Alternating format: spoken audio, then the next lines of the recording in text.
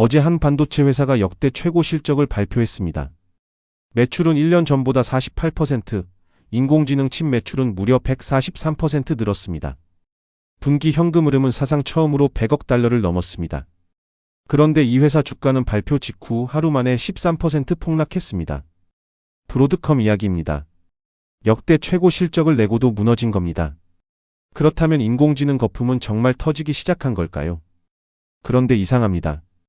같은 시간, 돈은 빠지기는커녕 사상 최대 규모로 한 방향을 향해 몰려들고 있습니다. 먼저 거품이라는 단어부터 정리하겠습니다. 거품이 터진다는 건 무슨 뜻일까요? 간단합니다. 돈이 빠져나가는 겁니다. 사람들이 막연한 기대만으로 자산을 사들였다가 어느 순간 겁이 나서 한꺼번에 돈을 빼는 순간 거품은 꺼집니다. 썰물이 빠지면 모래성이 무너지는 것과 같습니다. 그러니 거품을 걱정한다면 가장 먼저 봐야 할 건 단 하나입니다.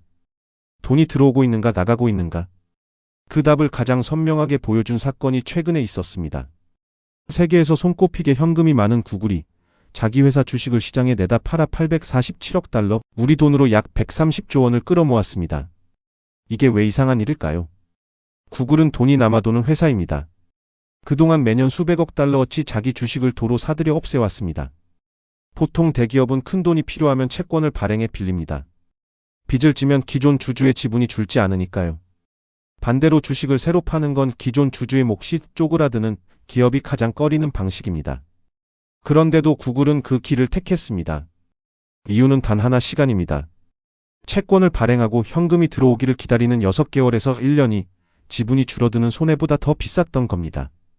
실제로 구글은 올해 설비 투자에만 최대 1,900억 달러, 약 290조 원을 책정했습니다. 작년에 2배가 넘습니다. 현금이 쌓이기를 느긋하게 기다릴 여유조차 없는 상황이라는 뜻입니다. 이 자금 조달에서 가장 상징적인 장면은 따로 있습니다. 썰물이 빠지면 누가 벌거벗고 헤엄쳤는지 드러난다. 이 유명한 경고를 남긴 사람이 바로 워런 버핏입니다. 그가 경영 일선에서 물러난 직후 그 자리를 이어받은 후임은 약 3,970억 달러, 우리 돈으로 600조 원이 넘는 사상 최대 현금을 손에 쥐고 있었습니다. 그런데 그 후임이 첫 대규모 패팅 가운데 하나로 인공지능 인프라를 골랐습니다. 버핏의 회사 버크셔 해서웨이가 구글에 100억 달러, 약 15조 원을 직접 넣은 겁니다. 세상에서 가장 신중하다는 돈이 두려워하기는커녕 가장 먼저 물에 발을 담갔습니다. 하지만 여기서 멈추면 안 됩니다. 돈이 많이 들어온다고 해서 다 진짜는 아니니까요. 거품도 결국 돈으로 부풀어 오릅니다. 그래서 봐야 할 건 돈의 양이 아니라 돈의 성격입니다. 그 기준을 넥서스 알파랩은 계약 잔고에서 찾습니다. 구글의 클라우드 사업은 지난 분기에 1년 전보다 63% 성장했습니다. 그리고 고객이 이미 계약을 맺어둔 미래 매출, 그러니까 앞으로 받기로 약속된 주문이 한 분기 만에 거의 2배로 불어날 4,600억 달러, 약 700조 원을 넘었습니다. 회사는 이 가운데 절반 이상이 2년 안에 실제 매출로 들어온다고 설명합니다. 거품이 막연한 기대로 부푸는 것이라면 이건 고객이 이미 계약서에 서명한 확정된 수요입니다. 둘은 완전히 다른 돈입니다. 수요가 얼마나 강한지는 공급하는 쪽의 말에서도 드러납니다. 구글은 공식 발표에서 기업과 소비자의 인공지능 수요가 회사가 감당할 수 있는 공급을 이미 넘어섰다고 밝혔습니다. 한 독립연구기관의 추정에 따르면 구글은 전 세계 인공지능 연산 능력의 약 4분의 1을 혼자 쥐고 있는 최대 단일 보유자입니다. 자체 설계한 인공지능 칩만 약 380만 개를 돌립니다. 세계 연산력의 4분의 1을 가진 회사조차 수요를 못 따라가 130조 원을 추가로 끌어온 겁니다. 지금의 수요가 투기적 과열이 아니라 실제하는 병목이라는 강력한 증거입니다. 더 놀라운 건 이게 구글 한 곳만의 일이 아니라는 점입니다. 올해 아마존, 마이크로소프트, 구글, 메타 네 곳이 데이터 센터에 투자하기로 한 돈을 다 합치면 약 7,250억 달러, 우리 돈으로 1,100조 원이 넘습니다. 작년보다 약 77% 늘어난 기술 역사상 한 해에 집중된 가장 큰 투자입니다. 아마존이 약 2,000억 달러로 가장 많고 마이크로소프트와 구글이 각각 1,900억 달러 안팎, 메타가 1,000억 달러를 훌쩍 넘깁니다. 네 회사가 약속이라도 한 듯 같은 시기에 투자를 끌어올렸습니다. 그렇다면 이 1,100조 원이 넘는 돈은 어디로 갈까요? 이 거대한 돈은 강물처럼 흐르지만 반드시 지나야 하는 좁은 수문이 몇 군데 있습니다. 가장 먼저 돈이 닿는 수문은 칩입니다. 빅테크가 쏟아붓는 돈을 가장 크게 받아내는 회사가 엔비디아입니다. 엔비디아의 데이터 센터 매출은 최근 분기 752억 달러로 1년 전보다 92% 늘었습니다. 다음 수문은 그 칩을 실제로 만들어내는 과정이고 그 핵심 길목을 쥔 회사가 바로 브로드컴입니다.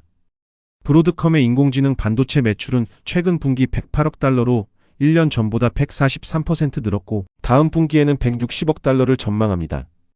그리고 가장 의외의 수문이 마지막에 있습니다. 바로 전기입니다. 칩을 아무리 많이 사들여도 꽂을 전기가 없으면 그 칩은 멈춰있는 쇳덩이일 뿐입니다. 지금 발표된 데이터 센터 공사의 약 40%가 칩이 모자라서가 아니라 전기가 모자라서 지연되고 있습니다. 이제 처음의 질문으로 돌아가 봅시다. 그렇다면 브로드컴은 왜 폭락했을까요? 역대 최고 실적을 냈는데도 말입니다. 답은 의외로 단순합니다. 시장의 기대가 너무 높았던 겁니다. 인공지능 칩 매출이 143% 늘었지만 회사가 연간 목표치를 더 올리지 않자 투자자들이 실망 매물을 쏟아낸 겁니다. 사업이 나빠진 게 아니라 단기 기대를 다 채우지 못했다는 이유로 빠진 겁니다. 더 결정적인 장면은 바로 같은 시간에 있었습니다. 브로드컴이 13% 무너지던 그 시간에 정작 그 칩을 주문하는 구글의 주가는 오히려 올랐습니다. 칩을 만드는 회사는 단기 기대에 출렁였지만 그 칩에 돈을 대는 회사는 흔들리지 않은 겁니다. 브로드컴의 인공지능 맞춤형 칩 고객은 구글, 메타, 오픈 AI를 포함한 6곳이고 이들이 주는 주문은 줄지 않았습니다. 주가는 하루 만에 13% 빠졌지만 그 회사가 쥔 길목은 그대로입니다. 물론 위험도 분명히 있습니다. 계약 잔고가 곧바로 확정된 이익은 아니며 일부는 인식이 미뤄질 수 있습니다. 투자가 너무 빠르게 늘면서 언제 회수하느냐에 대한 인내심도 시험받고 있습니다. 그리고 무엇보다 인공지능 수요 자체가 어느 순간 꺾인다면 지금의 모든 논리는 뒤집힙니다. 다만 그 신호는 주가가 아니라 계약 잔고가 둔해지는 데서 가장 먼저 나타날 겁니다. 정리하겠습니다.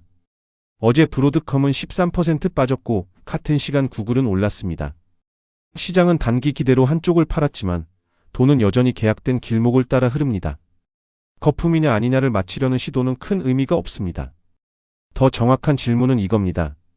이 거대한 돈이 막연한 기대를 따라 움직이는가, 아니면 이미 서명된 계약을 따라 움직이는가? 지금까지의 데이터는 후자를 가리킵니다. 하루 만에 13%가 빠져도 흔들리지 않는 자리, 그러니까 돈이 반드시 지나가는 계약된 길목을 보는 눈. 그것이 소음 속에서 방향을 잃지 않는 길입니다. 본 영상은 투자 추천이 아닙니다. 넥서스 R8앱이었습니다.